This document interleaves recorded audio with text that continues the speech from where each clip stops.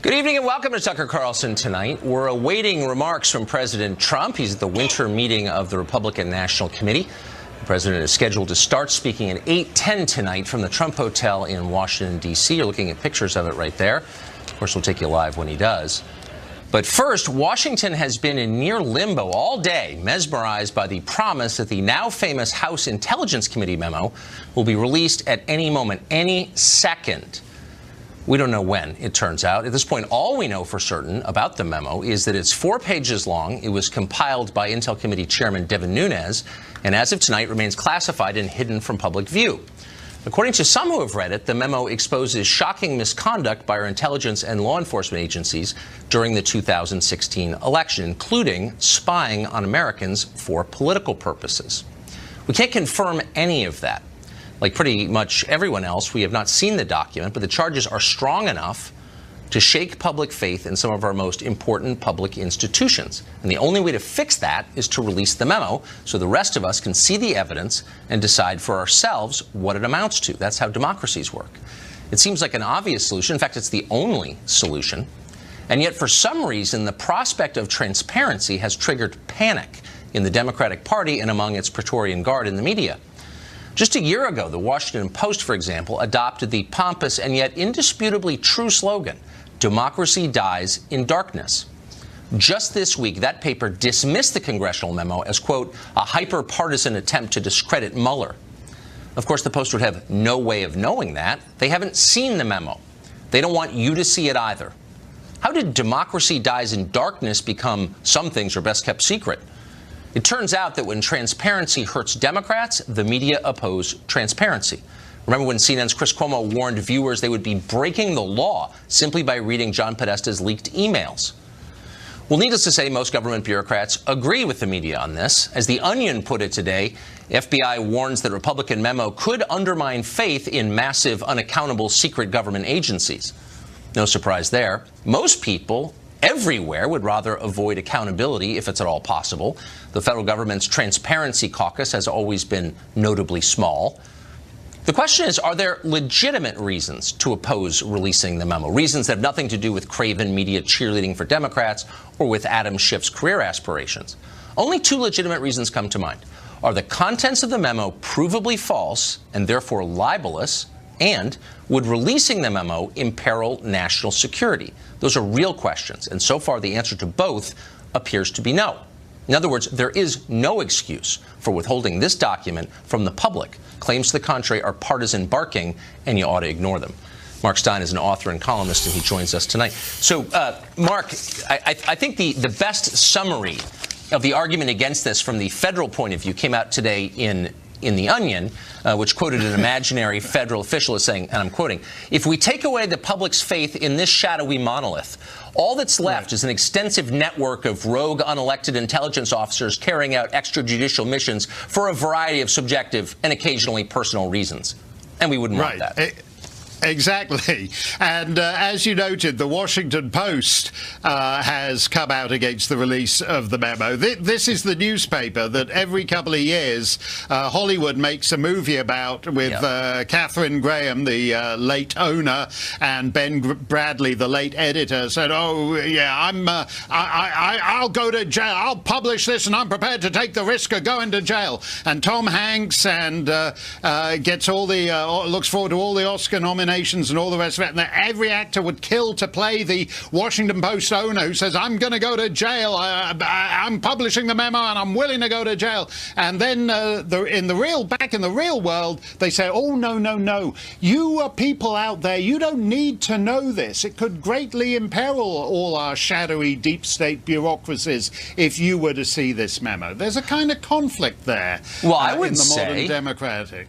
So democracy dies in darkness, but not in this specific case. Is there, and you've covered a lot of national security stories for decades, I've read them, do you think there are legitimate reasons to withhold this memo from public view? I don't think so, because we live in leaky times. And so far, we've had an investigation about supposed Russian government interference in the US election, for which there is very minimal evidence. Whereas in the course of the investigation, a lot of evidence has emerged about American government interference in the election, which ought to be a lot more concerning. And we have seen texts, we've seen emails, reports of meetings, phrases that are prima facie suspicious, such as insurance policy, and the idea that the whole thing is one big massive fruit of the poisonous tree being a memo that was paid for by the Democrats with input from the Russians, purely for the purpose of enabling the party in government to spy on its political opponents. That's the scandal. That's why the American people are entitled to see the memo. If this memo were not released, and I think that it will be imminently, but let's say it weren't released and the supporting documents remain cloaked under their classified status, wouldn't that abet the most destructive kind of distrust in government and conspiracy theories and exactly the kind of discourse that really does undermine a country, it seems to me? I mean, sunlight really is needed here. Well, yes. I mean, you look at it. If you were, say, Vladimir Putin, and you wanted to interfere in America's election, what actually serves your purposes more? Trying to find a candidate who will be your stooge, or actually creating conditions where there is a paralyzed relationship between the permanent bureaucracy and the government and massive mistrust of all government institutions. I mean, in effect, the Russia investigation itself is a huge victory for Putin. And I would say one other thing here, too. Yeah. I would say one other thing here, too, Tucker. This investigation isn't where it ought to be right now. Mueller is on the back foot. The FBI is on the back foot. And Trump is actually teaching a lesson here. If you look at what happened to the Bush administration during that disgraceful Scooter Libby investigation a few years ago, where Bush took the high road and steered clear of it, and it was immensely damaging to him. Trump, on the other hand, is saying there is a bigger scandal here, and so far that bigger scandal is outpunching the so-called Russia investigation. So far, that's right, and I think the memo will shine a lot of light on that in either direction. Mark Stein, thank you for that. That was interesting. Thanks a lot, Tucker. We're still awaiting the president's speech. It should begin at any moment. Meantime, Joe DeGenova has been around these issues for a long time. He's a former U.S. Attorney for the District of Columbia, and he joins us in the studio tonight. Joe, thanks for coming on. My pleasure. So the first question is a topical one. There have been news reports all day that the FBI director, I don't know if these are true or not, but is threatening to resign. I hope he does.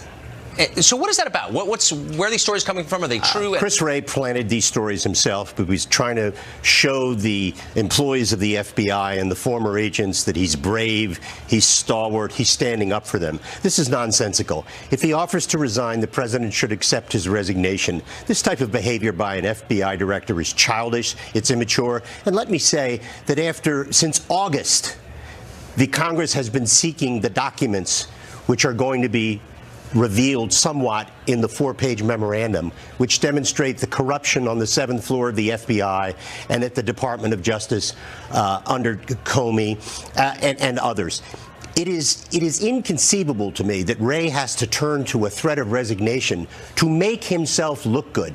It displays a lack of leadership, lack of competence, and an inability to understand the times in which you function as a major leader of an American institution. In addition, it shows an arrogance toward congressional oversight. The notion of going to the Speaker of the House and saying, Mr. Speaker, we really don't want you to publish this memo. What in the name of God is wrong at the top of the FBI? But on I guess what I'm confused by, like most Americans, I'm always willing to give the benefit of the doubt to the FBI, to law enforcement, to intel agencies. It's my government. Yes. I don't understand the rationale. And what makes me nervous, what makes me think it might just be butt covering, is they never explain why the country would be imperiled by the release of the information. One of the things that's terrible about this is that both Chris Wray and Rod Rosenstein, the Deputy Attorney General, have done a miserable job as leaders in explaining why they're doing what they're doing, why they can't do what people want them to do. You know what Chris Wray was arguing for yesterday and today? To remove the names of all the FBI agents and the DOJ people who've broken the law and are going to be revealed in the memorandum. But on what grounds? I mean, how would the public benefit from the redaction of those names? They wouldn't, and it's not about the public. This is the arrogance of Wray and Rosenstein. They want to protect the bureaucracy. They want to protect the bureaucracy because they think the institutions are more important than you or I knowing anything, and they think the country cannot survive without them. This is this phony notion that DOJ and the FBI are independent of the executive branch and the President of the United States. It is an insidious concept. They work for the President. He can fire them. He can tell them what to do. That doesn't mean he's going to interfere in an investigation. But the arrogance of Wray and Rosenstein to think that they can defy congressional oversight and ask the Speaker to take out the names of people that have broken the law. Well, how outrageous. So what do you make of the argument from the left? I'm speaking now of the whole left, every red-faced talk show host and phony pundit on cable news yapping away, that to ask questions like the ones you're asking demonstrates a lack of respect for law enforcement. You don't appreciate the work they do, the risks they take. You're basically unpatriotic for wanting to know what your government is doing. Yeah, well, let me just say this. I've been a federal prosecutor and an investigator for more than 30 years. I've had my family threatened by drug dealers and terrorists. This is nonsensical. We all respect the street agents. We respect the prosecutors at the career level of the Justice Department. What we are talking about here is criticism of political appointees at the FBI and political appointees at the Department of Justice. This has nothing to do with the street agents. The arguments of the left are phony arguments designed to make it look like people like me, who are critical of the FBI in this situation, are critical of everyone. That's nonsense. So when Joan Walsh on CNN suggests that you're unpatriotic for asking questions about what your government is doing, you don't feel unpatriotic, is what you're saying? No, actually, it's not a question of patriotism. As an old U.S. attorney, I don't like dirty cops. And the 7th floor of the FBI is full of them, and the upper echelon of the DOJ under Obama was full of dirty cops. And look what they did. They threw a case against Hillary Clinton like a bunch of lousy 1930s prize fighters for $500, and they tried to frame Donald Trump with a created crime. Seems like our patriotic duty would be to untangle the mess, find out what happened. Let's find out what happened. Let's unseal the memo. Amen. Joe, thank you for that. You're welcome. Stirring and true, I thought. We're still waiting on the president's remarks from the Trump Hotel here in Washington. He's scheduled to begin at any minute. And, of course, we'll bring you there as soon as he does. We'll break into the ads if we need to. That's how committed to the news we are. Stay tuned.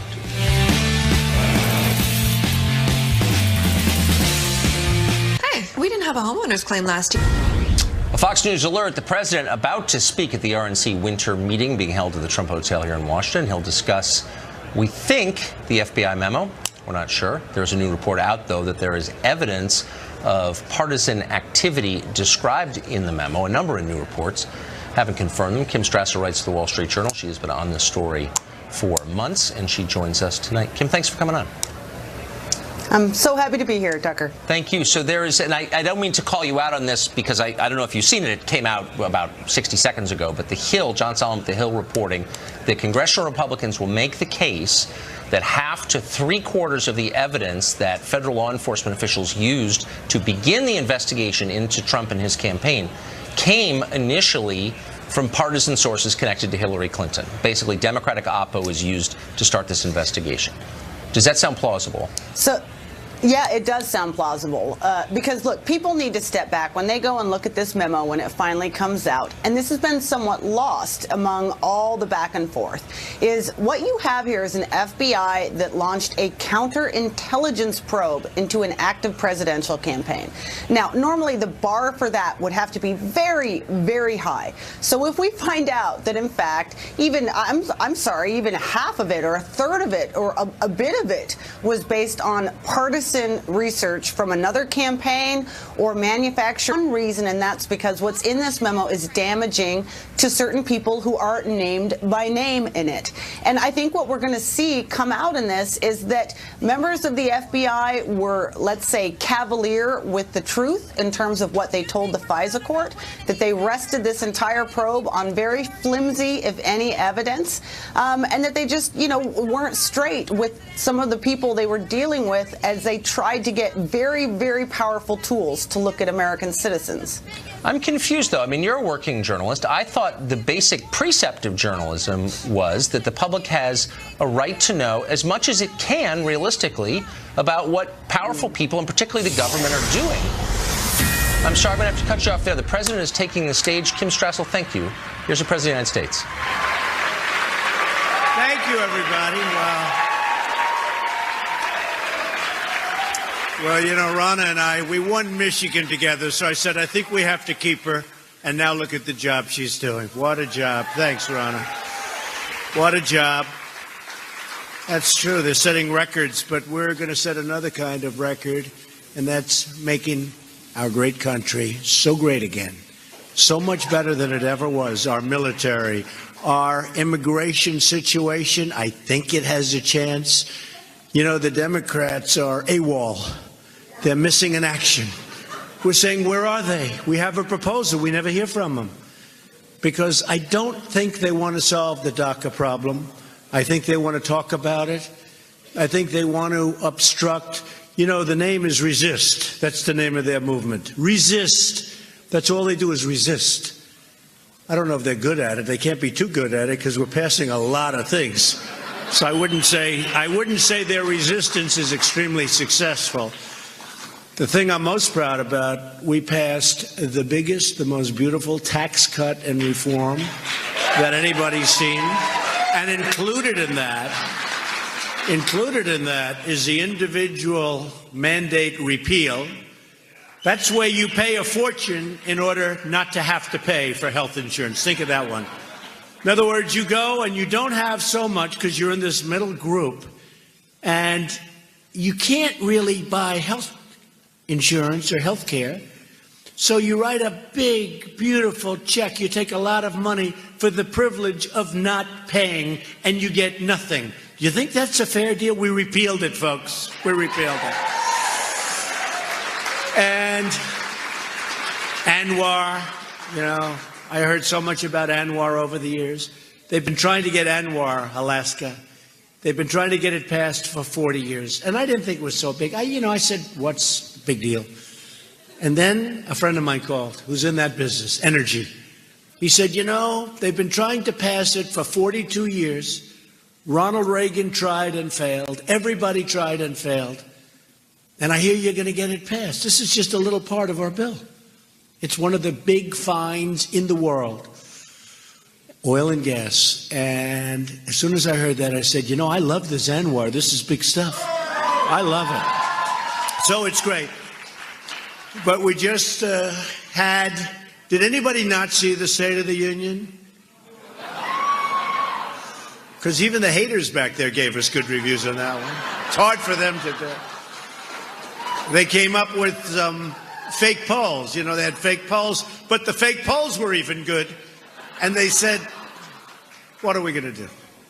Took them a couple of hours to figure before they went negative, They got calls from the bosses. You can't say that about Trump. You can't say good. But it's been, we've had an incredible time. And just about everybody, and I recognize so many people, but just about everybody in this room has been here from the beginning of this incredible journey. And, we have a few terms. It's always going to be Make America Great Again. That's always going to be our baby. That's always going to be our baby. But we also have America First. We're putting America first. We're putting it over other countries. And I always say, because it's an arrogant statement, I say to them, got to put your company and country. It's President of the United States at the hotel named after him, the Trump Hotel here in Washington, D.C., Pennsylvania Avenue, speaking at the RNC meeting. Earlier, he spoke to members of Congress at a retreat they have been having at the Greenbrier Resort in West Virginia. Congressman Jim Jordan of Ohio and Republican Congressman Steve King of Iowa were there, and they join us tonight. Thanks to both of you for coming on. I appreciate it. Congressman Jordan, I have to ask you about this memo. Where are we on that? I don't think you're in Washington, but I can tell you everyone here is expecting it's going to be released any moment. When will it be released? Yeah. Do you know? I think tomorrow. Yeah, I think tomorrow, Tucker. And I always say this: never forget what we're talking about here. A secret court where the FBI goes to get a secret warrant to spy on American citizens. And tomorrow, when this memo comes out, the American people, I think, will see very clearly what the FBI told the court to get that secret warrant and what they didn't tell the court. And to me, that is critical, particularly when this all happened in the context of a campaign for the presidency of the United States. So that comes out tomorrow, and I think it's important for every single journalist like you to see it and talk about it. But more importantly, it's great. It'll be important for every single American to read what took place. So I just want to make sure I understand you clearly. Your concern is the pretext under which they got the warrant. All I'm saying is the memo will come out tomorrow, and it'll give some context to. Remember what goes on in a FISA court. It's a secret court where people go to get a secret warrant to spy on fellow citizens. So all I'm saying is tomorrow, this memo, I think, will give some context to what we've all been talking about. I can't talk about the memo, can't talk about names or anything like that, and we're not allowed to until it comes out. But that's the context that I think is so critical. And in fact, we all know what we've heard from the Strzok page text messages, the bias that exists. I would argue almost the animus that existed with some of these key people at the top of the FBI. So I think tomorrow there'll be some clarification to what actually took place. So you both have been cloistered away working. You may have missed some of the press conference, the press coverage of this. The media have been warning about the catastrophic consequences if too much transparency comes to the FBI or the workings of government. Here's part of what people have been saying. Listen to this. You guys are going to really regret this when this is all over, Steve, because you are demonizing people who, for the most part, keep us safe. We have no evidence of any kind of I'm not demonizing the men and women of the FBI. This is a pattern of jumping for a conclusion because it is a beautiful distraction from an investigation you don't like. And now, but listen to what you're saying to us. There are dots that need to be connected along the way. But you're saying history will look at this and say, if we fail to connect the dots, we were naive and foolish. Congressman King, I'm not going to ask you to respond to your own interview with Chris Cuomo on the other channel, but to the first point that you heard made at CNN, that people who ask too many questions about what their government is doing, you press too hard for answers, are unpatriotic. What's your response to that? I think on the other side of that, it is patriotism itself and a duty to uphold our oath to support and defend the Constitution, and a duty that we have to do oversight, particularly over the FBI and the DOJ. And if we saw this evidence, and as the Select Committee on Intel has seen this evidence, if we turned our backs to that, if we turned a blind eye to that, shame on us if we trailed in the dust the integrity of this country. Somebody's got to look over their shoulder. And when the public sees, hopefully tomorrow, what's in that memo, it's not going to answer all the questions. I don't want to promise that.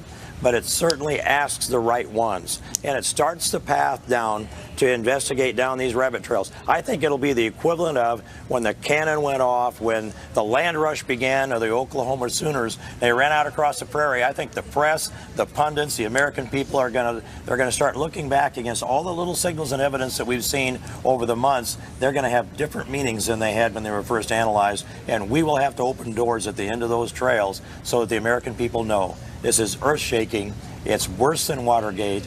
And the only thing that we don't know yet is whether does this lead all the way to a president of the United States. So, Congressman Jordan, apparently the director of the FBI has been arguing that the names of FBI officials accused of wrongdoing ought to be redacted from the document. That seems like butt covering of the most obvious kind. Will they be redacted? Yeah. I don't think so. I mean, come on, this is ridiculous. You do something wrong, you don't want it to be made public. I remember when I got in trouble at school, I didn't want the teacher to call my parents. So, of course, they don't want it to go public. But think about this. I mean, go back to the Clinton investigation. We all suspected the fix was in on the Clinton investigation. Once we saw the Peter Strzok, Lisa Page text messages, we knew the fix was in on the Clinton investigation. And then those same top people, and understand there's a big difference between the top people at the FBI and the rank and file people who do a great job every single day. But those top people, those same top people who rigged the Clinton investigation, we know that from the text message where we say this is no profile on Courage because she knows charges aren't going to be brought when they're talking about Attorney General Lynch. Those same people who did that are the ones who launched and ran the Trump investigation, right? So anyone with common sense will step back and say, wait a minute, maybe we better check it out. And tomorrow's memo gives even further clarification to why it's important for us to check it out and do our appropriate oversight function. It's also third world. I mean, this country really degraded under the last administration, obviously. Congressman, thank you both very much for that. I appreciate it. I look forward to seeing that memo. Many are arguing, virtually everyone in Washington actually, still arguing against releasing that FBI memo because you have no right to know what's in it. Keep that in mind, you surf. A former Obama advisor who joins the chorus opposing its release joins us next. We'll be right back. During the State of the Union address, the president offered Democrats a deal that would give a pathway to citizenship for nearly 2 million so-called dreamers, not just to legal status, but to citizenship. Voting, benefits, everything. In return, the president said he wanted measures to cut down on chain migration. That is the principle that allows immigrants in the U.S. to, over time, bring in their extended family here. Instead of taking the deal, Democrats are saying that chain migration is itself a bigoted term. Watch. Look what they're doing with family unification, making up a fake name, chain. They like the word chain. That sends tremors through people. I think a lot of President Trump's rhetoric is racist. When someone uses the phrase chained migration, it is intentional in trying to demonize families, literally trying to demonize families and make it a racist slur. It is not right. Kirsten Gillibrand, by the way, is an actual sitting senator, not someone doing a parody routine of one. David Tafuri was a policy advisor to Barack Obama's presidential campaigns, and he joins us tonight. David, thanks for coming on. Thanks for having me. So I don't want to. Chain migration has been used for 50 years as a term.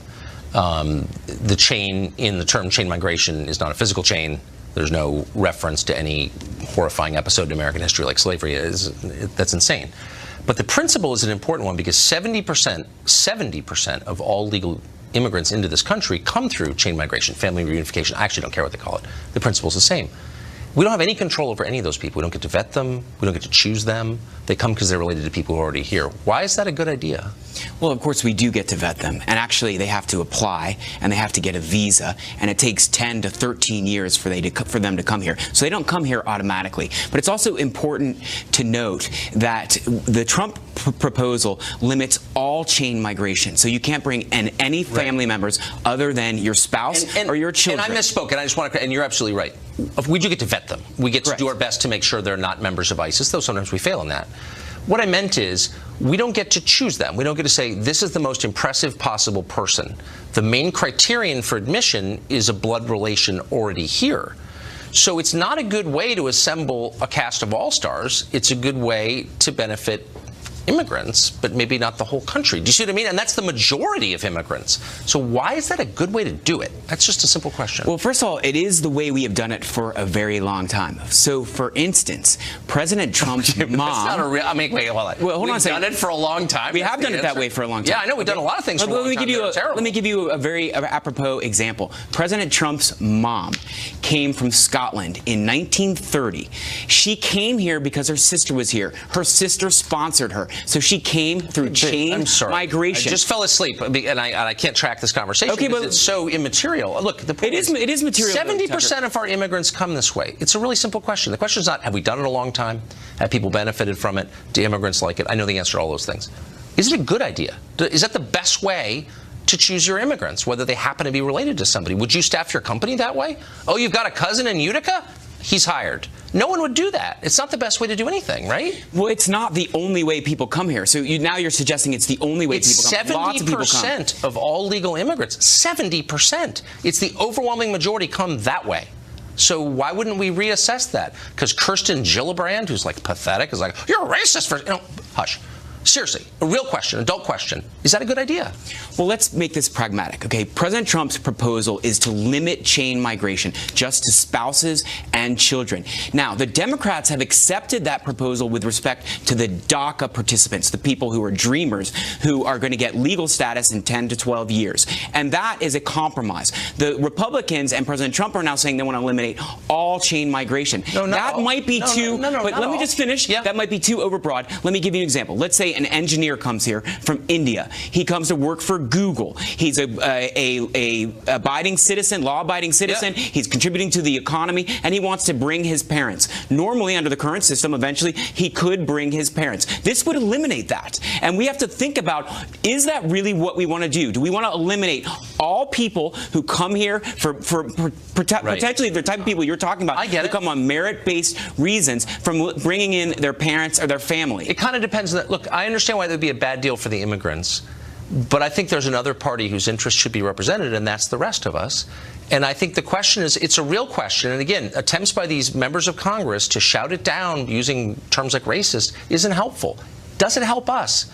That should be a question too. It's not. Is the immigrant helped by it? Yeah, of course he is. He loves it. Why wouldn't he? I'm for that. I want to make him happy. But why should I be for it? That's the only question. You know what I mean? Well, look, Democrats should not be calling it racist. I don't agree that the term is racist. But let me also point out that if President Trump, if we didn't have chain migration, President Trump would not be here. So in that way, I guess I agree with you that chain migration has been harmful to America. David, thank you. We'll ask about the FBI memo another time, but it is now time for Final Exam. Can you outperform our experts at recalling what just happened last week? Stay tuned.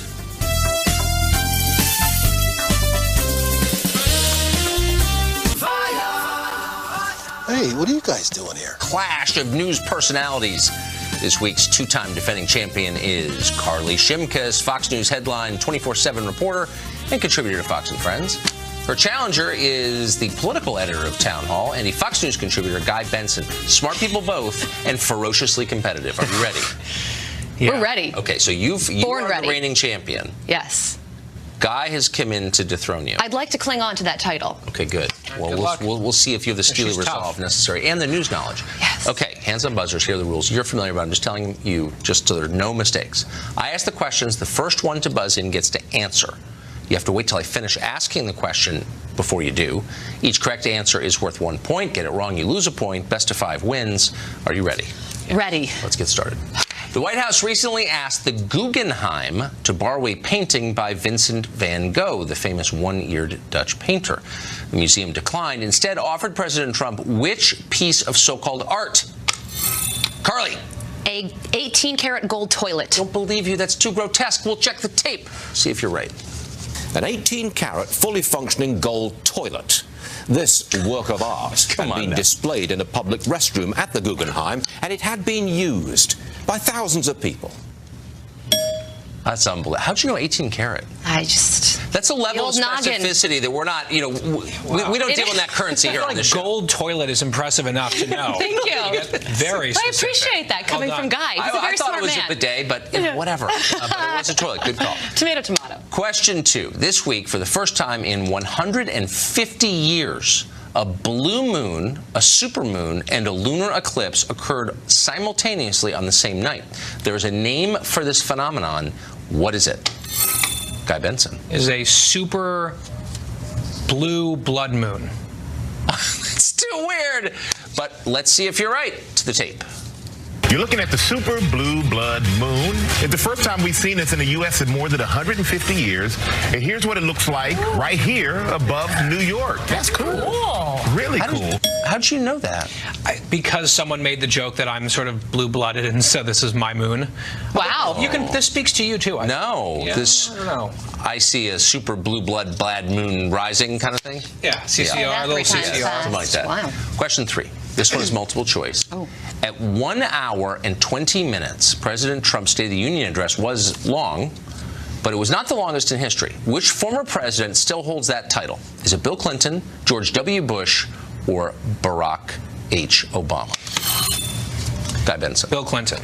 You sure? I think so. Boy, no equivocating in your answers. Is it Bill Clinton? the hour and 20-minute speech, the third longest State of the Union ever, behind 2 Bill Clinton speeches.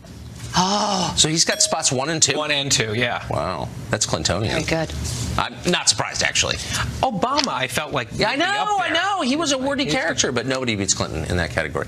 2-1, question 4. One Democratic congresswoman is so offended by President Trump, she says a parental advisory ought to be aired before his speeches. Who is this congresswoman?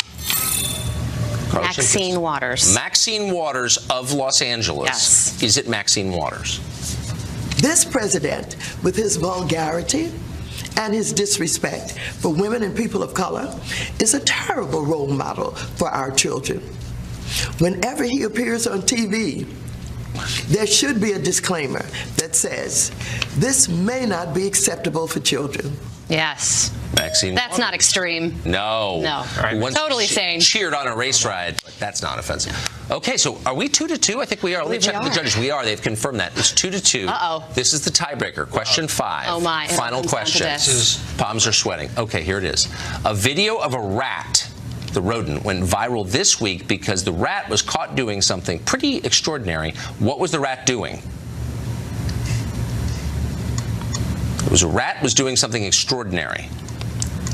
An actual... This is going to be risky because I know I'd be docked a point, right, if I get it wrong. You would. In fact, indeed, you would lose. I would lose. Uh-oh. Yes, you would, but you've pressed So I have to answer. There's something in the back of my mind that says that I read something about something to do with a cigarette. He had a cigarette. This is not Pizza Rat. No, Pizza Rat was years ago. This might have been Cigarette Rat. Was the rat smoking a cigarette? By the way, if a roll your own counts too, it doesn't matter. Any kind of cigarette, was the rat smoking? It's really important that you're properly clean, especially if you're kind of hairy like this fella. Look at him preparing for his date. He's getting all the important spots. He's looking forward to it. He's been, he just got out of a bad marriage, and he just met somebody online, and it was just a mouse click away, he said. But now it's just he's been. So, cutest rat ever. Not That's a dirty adorable. habit, but a clean habit. Yes. But bold. I thought you were saying he was like hitting the cocaine bar, but no. I want to see the video of the rat smoking the cigarette. I saw something, it might have been a joke based on that, but someone tweeted something about it. It was a bold guess, but in the end it did not pay off. It was the e-toys of this game. Congratulations. Thank you so much. Carly Shimkus, you remain for the 3rd week in a row. My gosh. It's unbelievable. This is and fantastic. again, oh, the coveted mouth-breathing mug. my cupboards are full. You're going to give them to your friends. Thank you both very much. That was great. Thank you so much. Pay attention to the news each and every week. Tune in every Thursday to compete against our contestants. The show is far from over. Stay tuned. Before discovering Nexium 24-Hour to treat her frequent... At Dormy.com. Introductory macroeconomics doesn't sound like an especially political college course. Usually it's not. But Professor Spencer Pack at Connecticut College decided that any discussion of economics would be incomplete without a large helping of his personal political views. In a syllabus, Pack included a, quote, trigger alert. Here's part of what it says. Quote, I'll try to present various competing economic theories as fairly as I can. However, I must admit I find conservative classical theories to be pretty inadequate in explaining the economic benefits of the past decade. Moreover, I think our current president is mentally ill, a pathological liar, and very dangerous, an aspiring dictator, a pathetic racist too. Students who are upset with my views may want to consider taking introductory macroeconomics from another professor. The problem isn't that kids might object to Pack's views, but rather that Pack would object to theirs and punish them for it. If you disagreed with Pack, would you really speak up in class? Probably not, after he dismissed your views as proto-fascist. We contacted Connecticut College for a statement and got the predictable boilerplate, quote, we value many different viewpoints, encourage respectful dialogue in the classroom, blah, blah, blah, blah, blah. They mean none of it. Who believes this crap? Nobody. We'll be right back. Patients that